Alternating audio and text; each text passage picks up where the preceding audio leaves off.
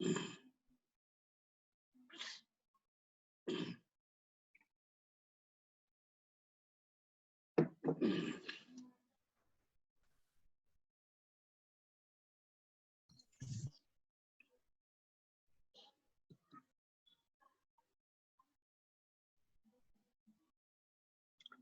हाल है बच्चे?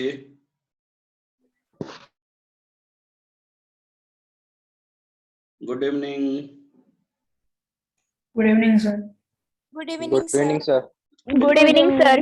Very good evening. Bhushan बेटा, यह आपका लेक्चर नहीं है एक्चुअल। आज आप लोग का लेक्चर कैंसिल मैं किया हूँ। भूषण बेटा, भूषण। Yes sir. हाँ, आज हमारे जो Yes, sir. 10th से 11th वाले बच्चे जो मूविंग है ना, आज और कल 2 दिन वेबिनार है, इसलिए हाँ मैं सर। हाँ, तो आज और कल 2 दिन मैं आप लोग का लेक्चर नहीं ले पाऊंगा, ठीक है ना। मंडे से regular. Okay sir, thank you sir. आप चाहो तो Yes, sir. आपके लिए फायदेमंद होगा। आप देख सकते हो कि मैं क्या क्या बता रहा हूँ। टोटल फ्यूचर के बारे में बताऊंगा। आज मैं जेई नीट एनडीए के बारे में बताऊंगा और कल एनडीए के बारे में बताऊंगा। तो आप चाहो तो ऑनलाइन रह सकते हो।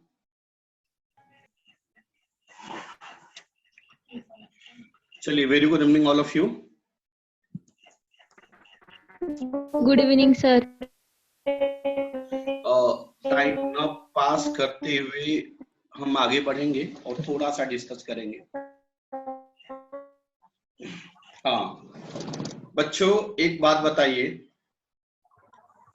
कि कितने बच्चे इंजीनियरिंग से रिलेटेड, मैं अपने बारे में बता रहा हूँ बट पहले एक बात बताइए, कितने बच्चे इंजीनियरिंग से इंटरेस्टेड हैं, इंजीनियरिंग फील्ड में इंटरेस्टेड हैं? जल्दी बताइए। इंजीनियरिंग फील्ड में कितने बच्चे इंटरेस्टेड हैं और कितने बच्चे मेडिकल फील्ड में इंटरेस्टेड हैं? एक बच्चा इंजीनियरिंग। गुड। आईआईटी के लिए मेडिकल। Sir engineering. इंजीनियरिंग, हाँ हाँ। चलिए, और टाइम ज्यादा वेस्ट ना करेंगे क्योंकि अपना जो लेक्चर्स होगा थोड़ा सा लंबा होगा।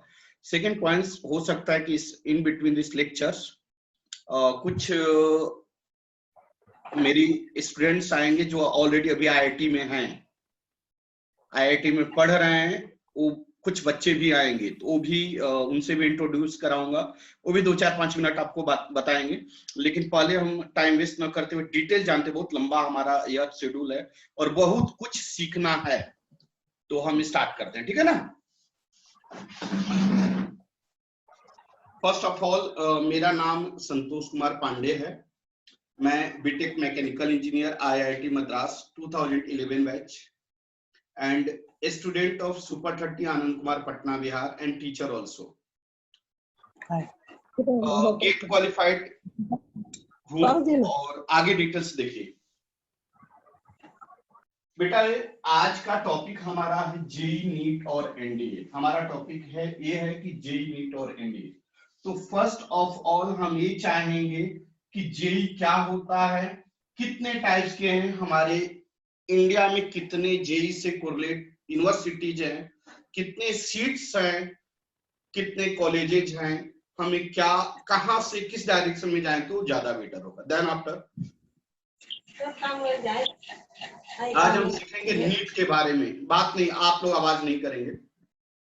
नीट एग्जाम क्या होता है, किसके थ्रू होता है, कितने मार्क्स का होता है, उसका क्या क्राइटेरिया है, नीट के थ्रू हम कितने कॉलेजेज में जा सकते हैं और क्या क्या फीस स्ट्रक्चर होगा नीट का। आज का यही सेशन है। कल सेम टाइमिंग 5 o'clock इवनिंग में हम इसी समय अगेन प्रेजेंट होंगे, लेकिन कल का जो टॉपिक होगा ओनली डिफेंस से रिलेटेड होगा, डिफेंस से रिलेटेड होगा, डिफेंस से रिलेटेड होगा।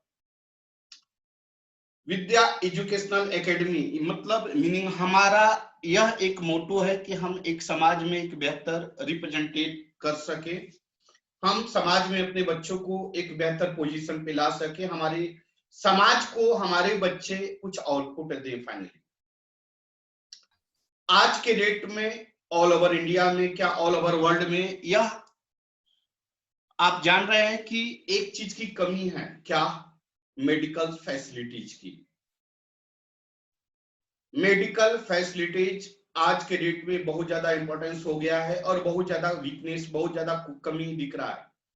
तो हमारा यह पर्सनली पसंद आपका है। हमारा दो चीज पे ज्यादा, हमारा सिस्टम दो चीज पे ज्यादा फोकस करेगी, एक नीट एग्जाम और दूसरा डिफेंस एग्जाम, दो चीज पे फोकस करेगी। वैसे जेई में ऑलरेडी आईआईटी हूं तो उसका कोई टेंशन नहीं है, बट ज्यादा फोकस्ड नीट और मतलब डिफेंस एग्जाम्स पे होंगे। आप लोग को बहुत सारे एग्जाम्स के बारे में नहीं पता होगा, कॉलेजेस के बारे में नहीं पता होगा, तो सारी चीजें मैं बताऊंगा, आप उसके अनुसार अपने लाइफ का प्लान कर सकते हैं, एक बेहतर अपॉर्चुनिटी को देख सकते हैं। चलिए स्टार्ट करते हैं। जब आप 11-12 में, जब हमारे बच्चे 11-12 में physics chemistry math, physics chemistry bio या फिजिक्स केमिस्ट्री मैथ बायो या सब्जेक्ट्स लेके 11-12 करते हैं, देन उन बच्चों को 11 अपीयरिंग या 11th के बाद, 11th एग्जाम्स, सॉरी 12 अपीयरिंग या 12th एग्जाम के बाद जेई का एग्जाम होता है जिसका नाम है ज्वाइंट एंट्रेंस एग्जामिनेशन। यह जेई जो होता है इसके बारे में डिटेल्स बात करते हैं, ध्यान दीजिए। पहला एग्जाम्स होता है जेई, ज्वाइंट एंट्रेंस एग्जामिनेशन। यह जेई जो होता है दो एग्जाम्स होते हैं, एक होता है मेन और एक होता है एडवांस, ध्यान दीजिएगा प्लीज। जेई इंजीनियरिंग के लिए, या किसके लिए? ज्वाइंट एंट्रेंस एग्जामिनेशन, इंजीनियरिंग की बात कर रहा हूं। यह एग्जाम्स कौन कंडक्ट कराता है? एनटीए। कौन कंडक्ट कराता है? एनटीए, नेशनल टेस्टिंग एजेंसी,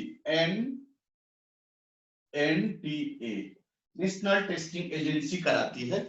यह एग्जाम्स लेती है, इसका काम है सिर्फ एग्जाम्स को ले लेना, एग्जाम्स को ले लेना, रिजल्ट प्रोड्यूस करा देना, सिलेक्शन लेना ना लेना या रैंक डिसाइड करना, या एनआईटी जो भी है। हाँ बोलिए बेटा, बोलिए। चलो ट्रायल वर्जन। क्या हुआ? अब देखिए, इंजीनियरिंग का जो एग्जाम्स होता है या दो पार्ट्स में होता है, एक होता है मेन होता है और एक होता है एडवांस।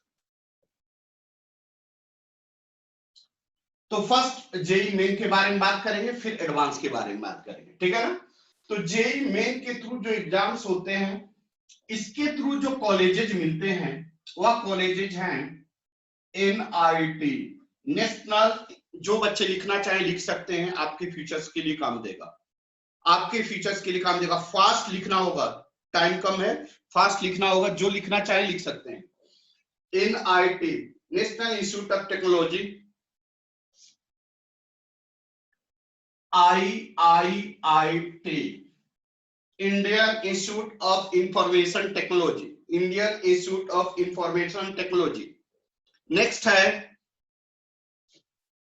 है GFTIS, GFTIS, यह गवर्नमेंट का एग्जाम्स है। यह कौन है? Government funded technical institute of science, government funded technical institute of science.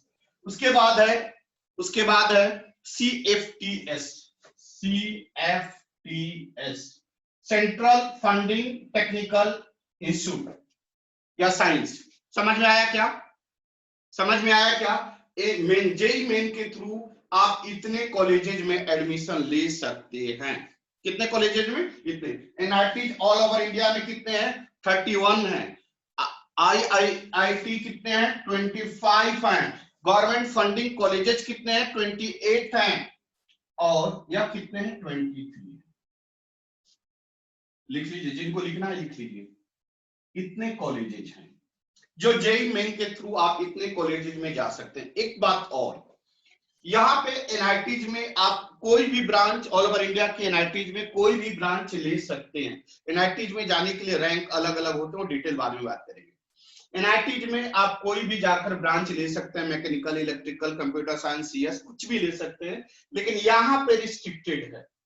यहाँ पे आपको सिर्फ इंफॉर्मेशन टेक्नोलॉजी ही लेना होगा। एक बच्चा आ गया, मेरा स्टूडेंट आ गया जो आईआईटी अभी पवई में पढ़ रहा है, तो उससे इंट्रोड्यूस होगा।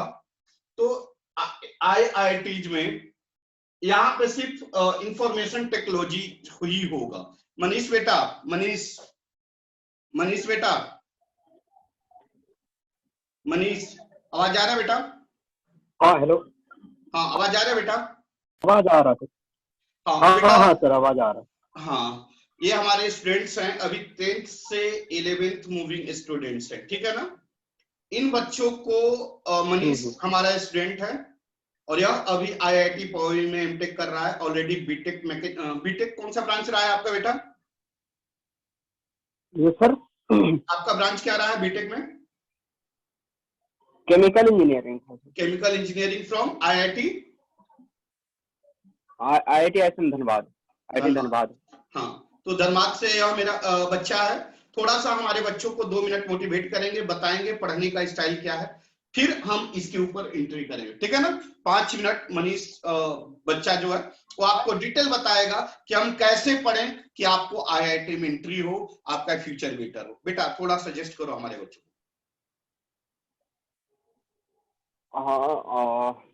Good evening to everyone. Actually सबसे पहले तो ये करना होगा कि अभी जैसे कोई 10th जो फास्ट आउट है या फिर कोई अभी JEE मेंस का तैयारी कर रहा है या फिर 11 जैसे कोई अभी जस्ट पास्ड हुआ है और फिर जो JEE मेंस का तैयारी कर रहा है, तो सबसे पहले तो उन्हें मतलब एक फिक्स्ड गोल उनका रहना चाहिए कि नहीं हमें ये चीज करना है, हमें लाइक एडवांस में क्लियर करना है। तो और फिर उन्हें उस गोल पर स्टिक होना होगा, ताकि कुछ भी काम है whatever there is work but you have to stick towards your goal. हाँ, सो लाइक दैट आपका ये मोटिव रहना चाहिए। उसमें मान लीजिए आपका कोई फिक्स्ड गोल है तो आपका वही गोल आपके लिए एक कोर्स हो जाता है। हाँ, तो आपको किसी और कोर्स की जरूरत नहीं है, तो आपका वही जो गोल है, फिक्स्ड गोल है, वही आपका कोर्स हो जाता है। तो फिर हाँ, आप अपना रूटीन एक फॉलो कीजिए, जो भी सर पढ़ा रहे हैं या फिर जो भी विद्या मंदिर के टीचर लोग पढ़ा रहे हैं, तो हाँ उनके कॉन्सेप्ट और जो भी तरीके से बता रहे हैं बस उनको फॉलो कीजिए। Like this sir. अच्छा मनीष बेटा, कॉलेज का लाइफ स्टाइल क्या है और बच्चे क्या एंजॉय करके पढ़ते हैं, बोरिंग होता है या अलग क्या है? हमारे बच्चों को वो चीजें अंदर से फील होना चाहिए कि अगर IIT पौड़ी में जाएंगे तो हमारे साथ भी ऐसा होगा, हमें ऐसा लगेगा, हमें ये सपना देखने को। थोड़ा सा आप मोटिवेट कर सकते हो हमारे बच्चों को?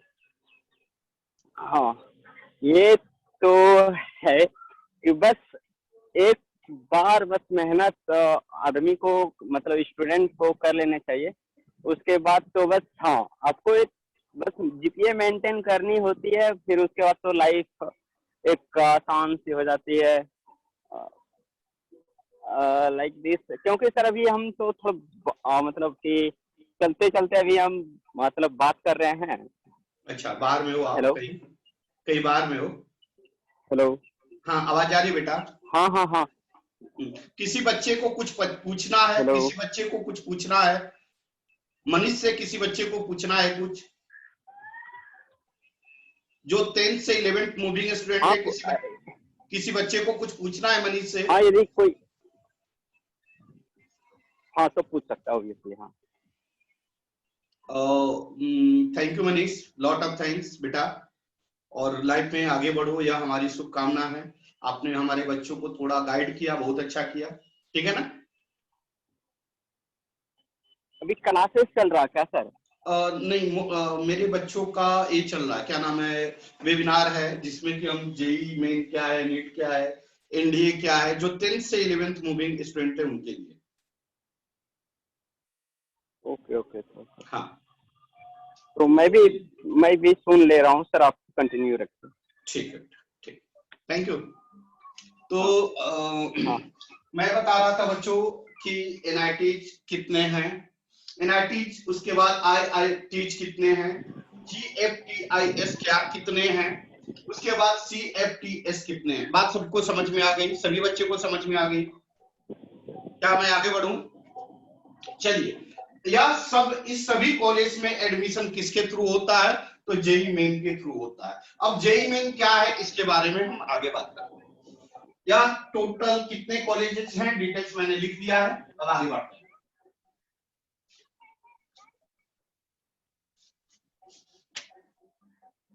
देखिए, जेई मेन एग्जाम कौन लेता है? कौन लेता है? NTA, national testing agency. यह एग्जाम्स 3 सब्जेक्ट्स का होता है। यह एग्जाम्स 3 सब्जेक्ट्स का होता है। एक होता है फिजिक्स, केमिस्ट्री और एक होता है मैथमेटिक्स।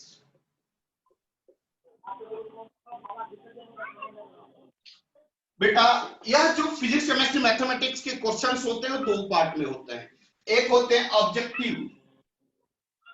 ऑब्जेक्टिव, जो सिंगल चॉइस है, और एक होते हैं सब्जेक्टिव जिसमें कोई चॉइस नहीं, आपको सॉल्व करने हैं।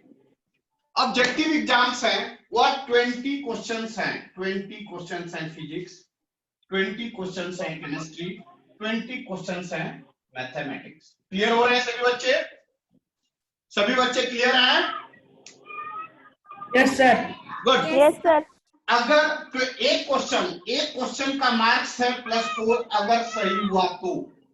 अगर एक क्वेश्चन आउट ऑफ 20 अगर एक क्वेश्चन सही हुआ तो आपको 4 मार्क्स मिलेंगे। अगर क्वेश्चन का आंसर गलत हुआ तो आपका -1 होगा। बात समझ में आ रही है क्या? एक क्वेश्चन सही हुआ तो 4 मार्क्स और गलत हुआ तो -1 मार्क्स।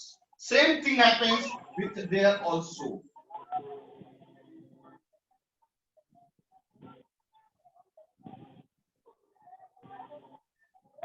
बढ़े आगे।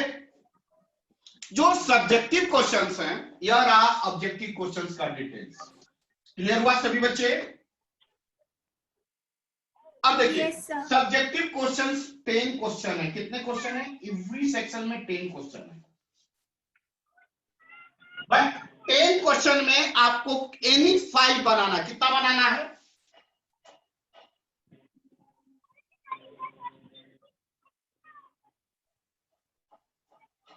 टेन में से कितने बनाने हैं? 5। कितने बनाने हैं? 5 क्वेश्चन। आउट ऑफ 10 आपको सिर्फ 5 बनाने हैं।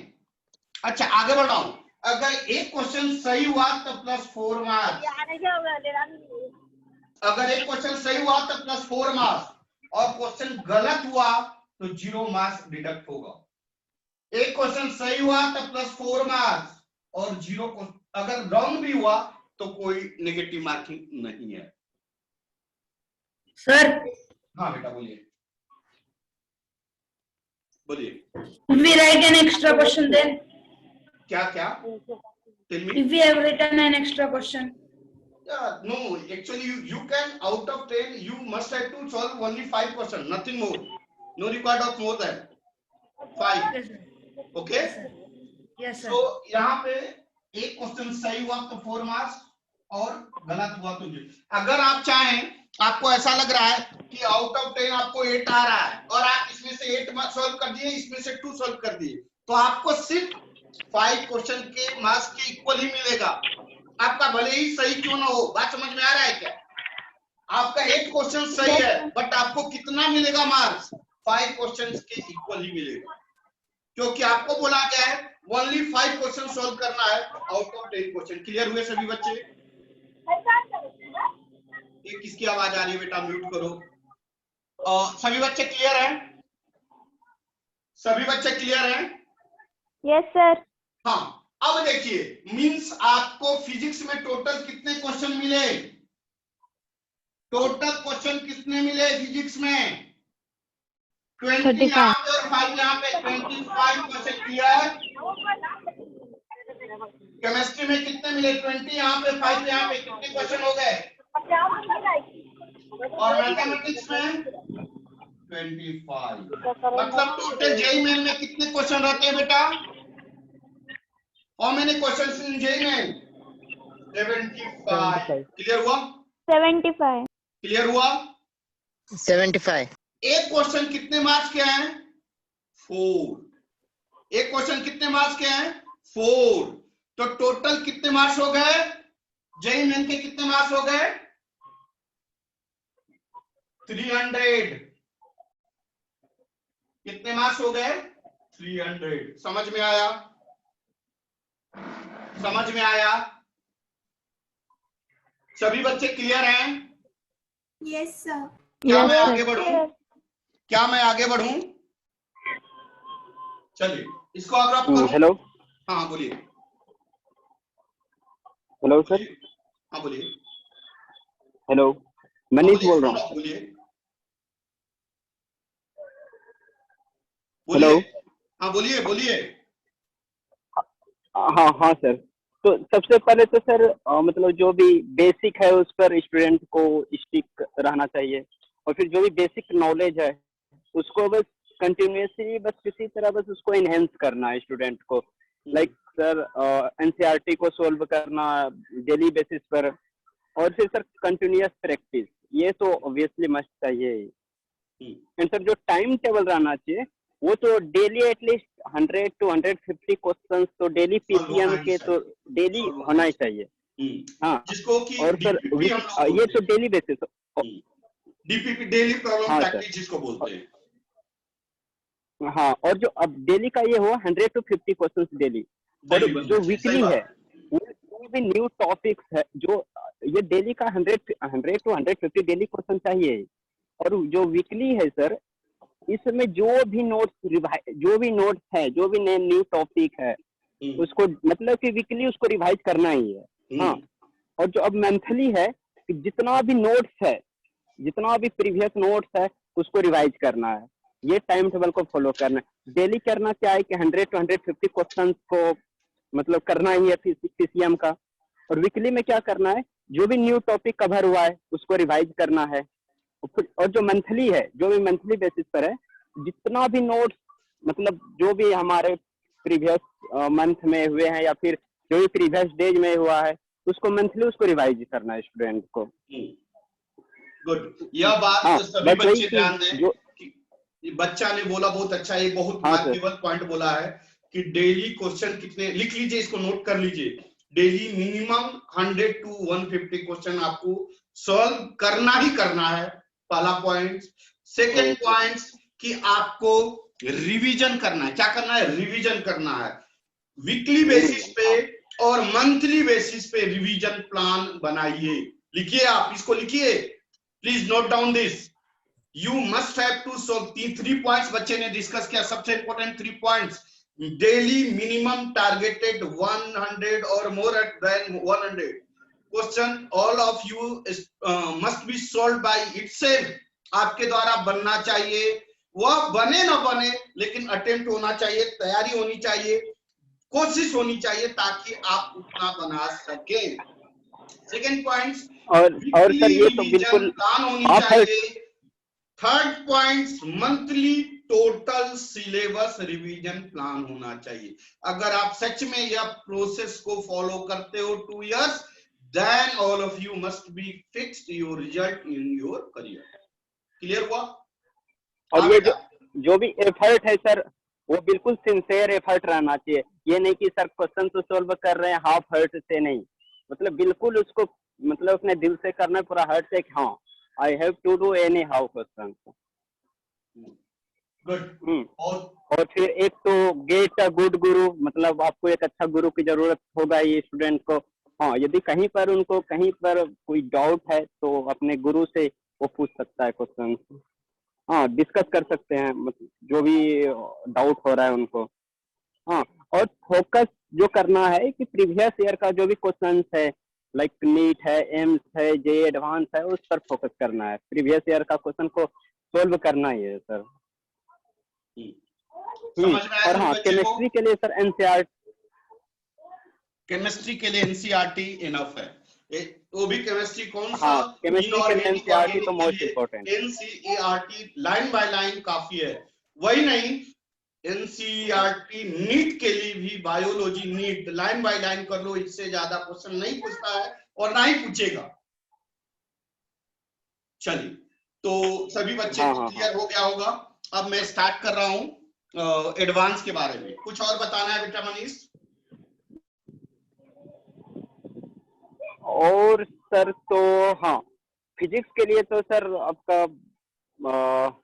ये एचसी वर्मा तो मतलब ये तो एक रहना ही चाहिए स्टूडेंट को, तो मतलब ये तो रहना ही चाहिए, इसको सोल्व करना ही है फिजिक्स के लिए। केमिस्ट्री के लिए तो सर आप है ही एनसीईआरटी, फिजिक्स के लिए तो आप है ही, और फिर मैथ के लिए तो एनसीईआरटी से स्टार्ट करना ही है बेसिक से। बेसिक्स। फिर उसके बाद जो भी टफ क्वेश्चन है उसके बाद उसके अच्छा, एक राय ले रहा बस। हूँ मनीष, एक राय ले रहा हूँ। अच्छा हाँ सर। मौका है, बच्चे भी हैं, आप भी और मैं भी हूँ। आप मेरे स्टूडेंट हो, आज के डेट में आप टीचिंग भी कर रहे हो, आज के डेट में आईआईटी में पढ़ भी रहे हो, और हमारे स्टूडेंट जो 10th से पास हो रहे हैं, मैं सीरियसली पूछ रहा हूँ। मैं फिजिक्स पहले भी पढ़ाता था, आज भी पढ़ाता हूँ, और बहुत जुनून से पढ़ाता हूँ, आपको भी पता है, और भी बच्चे पढ़ते हैं, जानते हैं। हाँ सर। मैं स्टार्टिंग कहाँ हाँ से सर। करता हूँ और क्यों करता हूँ, ये बात मैं थोड़ा सा डिस्कस कर रहा हूँ। जो वीकनेस होगा आप प्लीज मेरे को सजेस्ट करना, 2 मिनट। बेटा रे, मैं हाँ, हाँ, हाँ। बेसिक से फिजिक्स स्टार्ट करता हूँ, और मैं चाहता हूँ, मेरी सोच जो है कि हर बच्चा मिनिमम एम करीम और एचसी वर्मा बनाए ही बनाए। पहले एम करीम से स्टार्ट करें। एम करीम नाम सुने हो क्या? हाँ हाँ सर। एम करीम नाम देखे हो बुक या नहीं देखे हो? हाँ सर, वो तो हाँ स्टूडेंट लोग तो सुना ही हो। हाँ, तो एम करीम एकदम बेसिक्स बुक्स है, जो कि बच्चों का इंटरेस्ट जगा देती है फिजिक्स में, न्यूमेरिकल्स में। उसमें क्या होता है कि एक ही कंसेप्ट, एकदम सिंपल कंसेप्ट, स्टार्टिंग सिंपल से है, लेकिन लास्ट का एम करीम का जो 2 4 5 10 क्वेश्चन है, वह सच में अच्छा है। Same thing HC Verma. जहां से एम करीम खत्म होती है, वहां से एचसी वर्मा स्टार्ट होता है। एम करीम जहां खत्म होती है, वहां से एचसी वर्मा स्टार्ट होता है। तो मेरा मोटो ये रहता है कि क्या मेरी सोच है, जो मैं लास्ट 8-10 साल का एक्सपीरियंस है, एम करीम और एचसी वर्मा कर ले और क्वेश्चन बैंक कर ले, तो फिजिक्स में बच्चे को एक्स्ट्रा जरूरत नहीं पड़ेगी। क्या मैं सही बोला या गलत बोला? हाँ, नो सर, बिल्कुल सर, बिल्कुल। क्या सही है? हाँ बिल्कुल सर, बिल्कुल एग्जैक्टली यही होनी चाहिए सर स्टूडेंट। एम करीम, स्टार्टिंग एम करीम से करे बच्चा, एम करीम बुक से, और प्रैक्टिस एचसी वर्मा, क्योंकि एचसी वर्मा में भी बहुत ज्यादा क्वेश्चंस नहीं है, but M Karim HC Verma मिला के हर चैप्टर से नियरली 70-80 क्वेश्चन हो जा रहे हैं। HC Verma and then question bank last 20 years, इतना काफी है, मेरी सोच है। हाँ सर, एग्जैक्टली बिल्कुल सही सर। अगर इससे करे तो बच्चा ऑल ओवर इंडिया में रैंक दे सकता है, फर्स्ट सेकंड थर्ड भी रैंक दे सकता है। क्या मैं गलत बोल रहा हूँ, सही बोल रहा हूँ? No sir. चलिए, बहुत अच्छा, थैंक यू बेटा, थैंक यू। मैं स्टार्ट करने जा रहा हूँ जेई एडवांस के डिटेल्स। बेटा जेई मेन के बारे में सभी बच्चे क्लियर हुए? क्योंकि मुझे एडवांस भी बताना है और नीट भी बताना है, इसमें थोड़ा सा फास्ट करना पड़ेगा।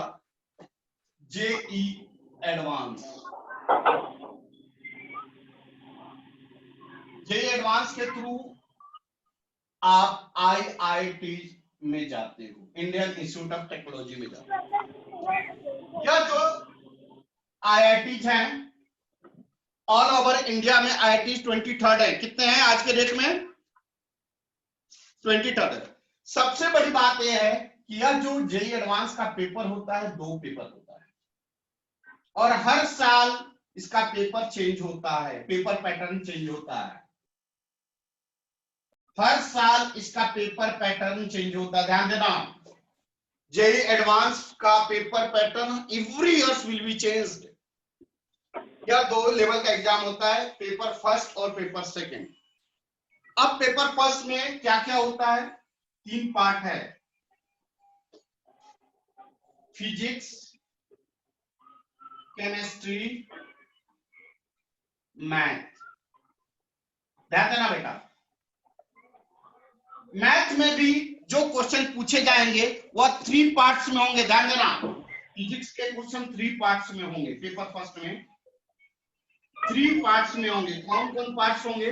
ध्यान दो सभी लोग, यहाँ पे बहुत अच्छा पॉइंट्स है।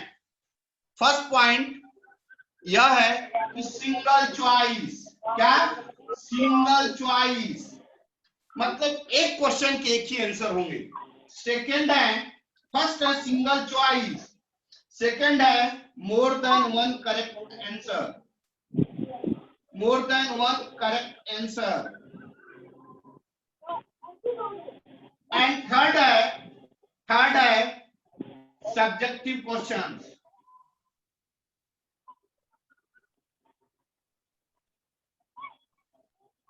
यही पैटर्न आपको केमिस्ट्री में भी है, वही पैटर्न मैथमेटिक्स में है। अब सुनिए, मार्क्स एलोटेड, यहाँ पे मार्क्स कैसे होता है, यह सब चीज आपको हर जगह नहीं मिलेगा और बहुत डीप में जाना पड़ेगा इस सब चीज के लिए, इसलिए बी कंसंट्रेट। आप जो सपना देख रहे हो पहले उसके बारे में जानो, फिर आगे आप डिस्कस करो।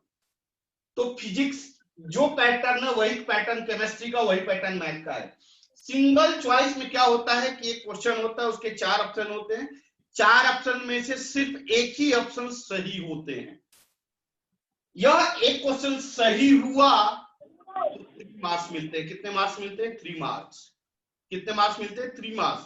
ये सिंगल चॉइस की बात कर रहा हूं। एक क्वेश्चन सही हुआ तो 3 मार्क्स, और गलत हुआ तो -1 मार्क्स। लिख लो, लिखना है तो लिख लो। एक क्वेश्चन सही हुआ तो 3 मार्क्स, और एक क्वेश्चन गलत हुआ तो -1 मार्क्स। सिंगल चॉइस खत्म हो गया। अब आ रहे हैं मोर देन वन करेक्ट आंसर। मोर देन वन करेक्ट आंसर, मोर देन वन करेक्ट आंसर। इसमें पैटर्न कैसे है वो समझिए। मोर देन वन करेक्ट आंसर क्या होता है कि एक क्वेश्चन होता है, एक क्वेश्चन के 4 ऑप्शन होते हैं, ए बी सी डी। अब मोर देन वन करेक्ट बोला है तो मोर देन वन करेक्ट का मतलब एक क्वेश्चन दिया, उसका ए भी आंसर सही हो सकता है, ए एंड बी भी हो सकता है, ए बी सी भी हो सकता है, और ए बी सी डी भी हो सकता है। मेरी बात ध्यान दीजिए, बहुत पॉइंट है।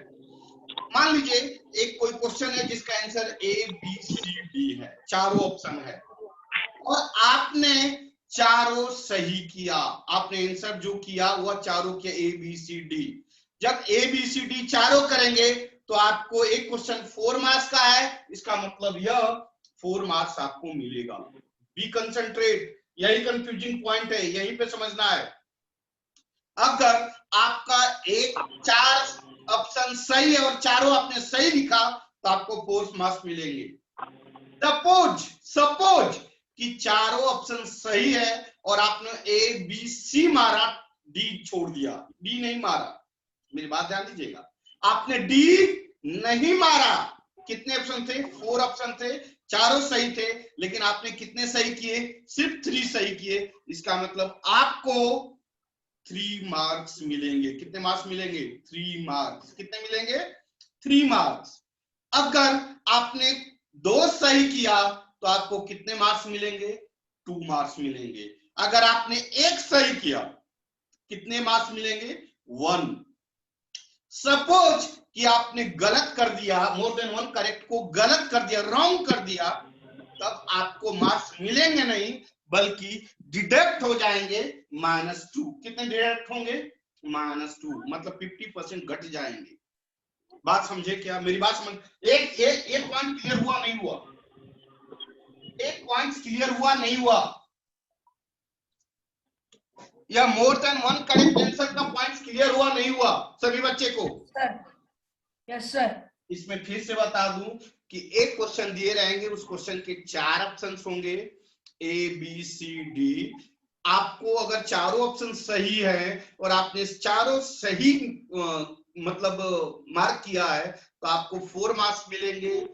4 सही है, आपने 3 अटेम्प्ट किए, 3 मतलब मार्क किए हैं तो आपको 3 मार्क्स मिलेंगे। 2 किए 2 मार्क्स मिलेंगे, 1 किए 1 मार्क्स मिलेंगे, और कुछ भी नहीं किए हैं तो मिलेंगे नहीं बल्कि -2 डिडक्ट हो जाएंगे। एक क्वेश्चन 4 मार्क्स। आगे बढ़ूं? नेक्स्ट है सब्जेक्टिव टाइप क्वेश्चन। यह सब्जेक्टिव टाइप क्वेश्चन में कोई नेगेटिव मार्किंग नहीं होता है। एक क्वेश्चन 4 मार्क्स के होते हैं। एक क्वेश्चन कितने मार्क्स के होते हैं? 4 होते हैं कि 3 होते हैं? एक मिनट पेपर फर्स्ट। एक क्वेश्चन 4 मार्क्स के, सही है, एक क्वेश्चन 4 मार्क्स के हैं। सिंगल चॉइस क्वेश्चन कितने हैं? सिंगल चॉइस क्वेश्चन कितने हैं? 6 हैं। मोर देन करेक्ट टाइप कितने हैं? 6 हैं, और यह इंटीजर्स टाइप कितने हैं? 6 हैं। तो टोटल क्वेश्चन कितने हो गए? 18। कितने हो गए? 18। समझ में आया सभी को? सभी बच्चे को समझ में आया? अब आइए पेपर सेकंड। पेपर सेकंड की बात करें। पेपर सेकंड में इसको रफ कर दूं, इसको रफ कर दूं, क्योंकि जो पैटर्न फिजिक्स का है वही पैटर्न केमिस्ट्री का, वही पैटर्न मैथमेटिक्स का। मैं आगे बढ़ूं? Yes, sir. Yes, sir. चलिए नेक्स्ट, जेई सेकंड पेपर में क्या होता है? यही 3 पैटर्न्स हैं। पहला पैटर्न है सिंगल और मोर देन वन। सिंगल और more than one. Second pattern है सब्जेक्टिव, और थर्ड पैटर्न है subjective with the single integers. Subjective with the single integer.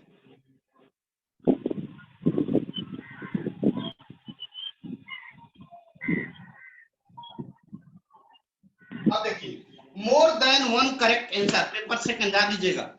More than one correct answer में टोटल कितने क्वेश्चन होते हैं? 6 होते हैं। कितने होते हैं? 6 क्वेश्चन होते हैं। इसमें सिंगल चॉइस भी हो सकता है, मोर देन वन करेक्ट भी हो सकता है।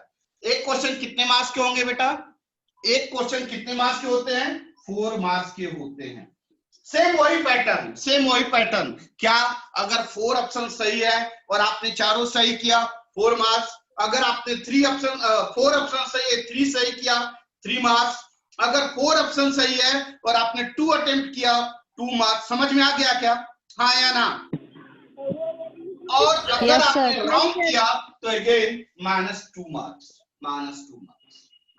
क्लियर हुआ? अब आइए सब्जेक्टिव टाइप्स में इसमें कोई नेगेटिव मार्किंग नहीं होता है। यह टोटल क्वेश्चन कितने हैं? 6 हैं। No any negative marking. Same चीज जो अभी आपने पेपर फर्स्ट में देखा। एंड थर्ड क्या है? Subjective with the single integers. इसमें क्या होता है? सब्जेक्टिव क्वेश्चन ही होते हैं, लेकिन इसका आंसर 0 से 1 से लेकर कहां तक आता है? 9 आंसर के बीच में होगा। इसको कहते हैं सिंगल इंटीजर। और एक क्वेश्चन सही हुआ, अगर एक क्वेश्चन सही हुआ तो 3 मार्क्स, और अगर एक क्वेश्चन रॉन्ग हुआ तो -1 मार्क्स। मतलब यहाँ पे सब्जेक्टिव में नेगेटिव मार्किंग भी है। यहाँ पे सब्जेक्टिव में नेगेटिव मार्किंग भी है। मतलब यह सिंगल इंटीजर्स टाइप के हैं। क्लियर हुए? क्या सभी बच्चे क्लियर हुए? किसी बच्चे को जेई के बारे में पूछना है कुछ? Time up. अब आप फिर से सभी बच्चे रीज्वाइन होंगे। मैंने जेई के डिटेल्स, जेई मेन के डिटेल्स, जेई एडवांस के डिटेल्स बता दिए हैं। नाउ अभी रीज्वाइन सभी लोग कंपलसरी होंगे, और मैं नीट के बारे में डिस्कस करूंगा। किसके बारे में? NEET, नीट के बारे में डिस्कस करूंगा। तो अभी आप सभी बच्चे को जेई के बारे में, जेई मेन के बारे में, जेई एडवांस के बारे में, कितने क्वेश्चन होते हैं, कितने कॉलेजेज हैं, क्या मार्किंग स्कीम है, इसमें कितने मार्क्स होते हैं, ये सारे पैटर्न हमने बता दिए, और इसके अनुसार आपको चलना ही होगा। एक प्लान बनाकर आप चलोगे, बेहतर रिजल्ट आएगा। किसी बच्चे को कुछ डाउट है क्या जेई के बारे में? किसी बच्चे को जेई के बारे में डाउट है क्या? कुछ पूछना है जेई के बारे में, पैटर्न के बारे में? हाँ, एक बात और, जो बच्चे यह लेट ज्वाइन किए हैं, यूट्यूब पे जाकर विद्या एजुकेशनल एकेडमी नासिक चैनल में देखकर ये वीडियो देख सकते हैं सेम शुरू से। जो बच्चे लेट ज्वाइन कर किए हैं, Vidya educational academy Nashik YouTube के चैनल पे जाकर सेम वीडियो को आप देख सकते हो। Vidya educational academy Nashik YouTube channel पे सेम वीडियो को आप देख सकते हो चाहो तो। सभी बच्चे रीज्वाइन कंपलसरी हो। नीट के बारे में अब डिस्कशन होगा, NEET नीट के बारे में डिस्कशन होगा। टाइम अप हुआ है, फिर से रीज्वाइन होंगे और हम सभी लोग नीट के बारे